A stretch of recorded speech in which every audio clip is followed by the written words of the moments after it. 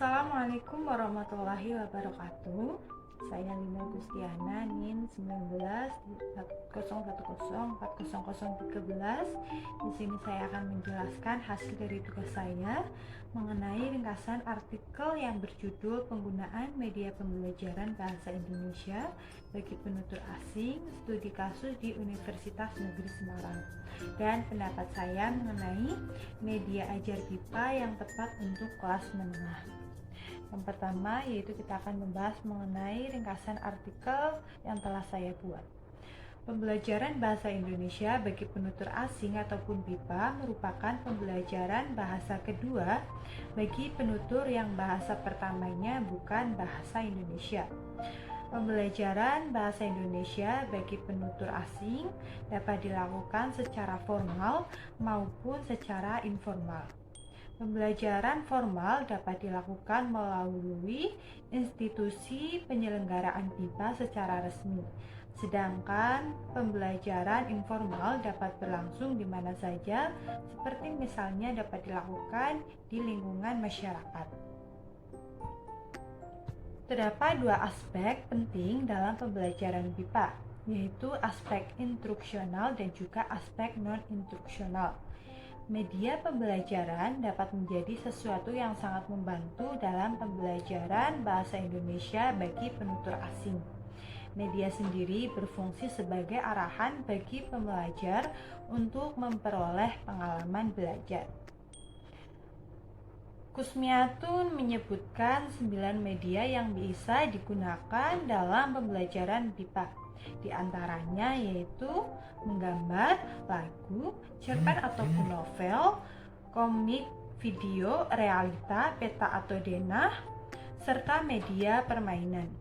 Penggunaan media pembelajaran juga tidak dapat asal dipilih sesuka hati saja. Perlu adanya pemilihan media pembelajaran yang tepat dalam suatu pembelajaran.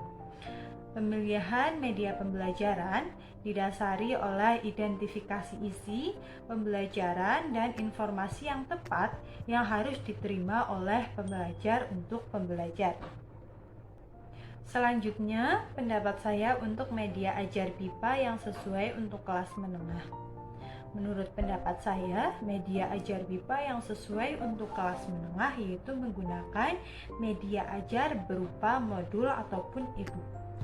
Hal ini dikarenakan penelitian yang pernah dilakukan oleh Citra Megawati dengan judul Pengembangan Media Pembelajaran BIPA Tingkat Menengah melalui e-book interaktif di program Inventory Universitas Negeri Malang tahun 2014. Dalam penelitian ini menyatakan bahwa model media e-book yang digunakan efektif dalam pengembangan media pembelajaran BIPA tingkat menengah. Hasil dari penelitian tersebut menyatakan bahwa model media pembelajaran yang dihasilkan menggunakan model 4D, model pengembangan perangkat 4D. Model ini terdiri dari 4 tahap pengembangan, yaitu meliputi pendefinisian, perencanaan, pengembangan, dan juga penyebaran. Produk model pembelajaran e-book ini terdiri atas 2 bab dan merupakan model yang dipilih untuk pembelajaran BIPA di tingkat menengah. Tema-tema utama yaitu diri sendiri, keluarga, dan lingkungan sekitar, meliputi subtema identitas diri dan teman baru, keluarga dan tokoh idola, aktivitas sehari-hari dan berbelanja, serta lingkungan sekitar. Adapun subtema negaramu, negaraku yang meliputi cerita masa kecil, presidenku, dan juga hari kemerdekaan. Setiap pembelajaran atau setiap pelajaran terdiri atas teks ataupun bacaan, dialog, latihan soal yang bisa berwujud membaca, menulis, berbicara, ataupun menyimak. Selain itu, ada juga menu tata bahasa serta latihan soal tata bahasa.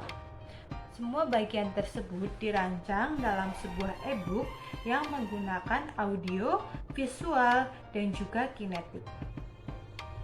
Sekian penjelasan dari saya, kurang lebihnya mohon maaf. Wabillahi taufiq walhidayah. Wassalamualaikum warahmatullahi wabarakatuh.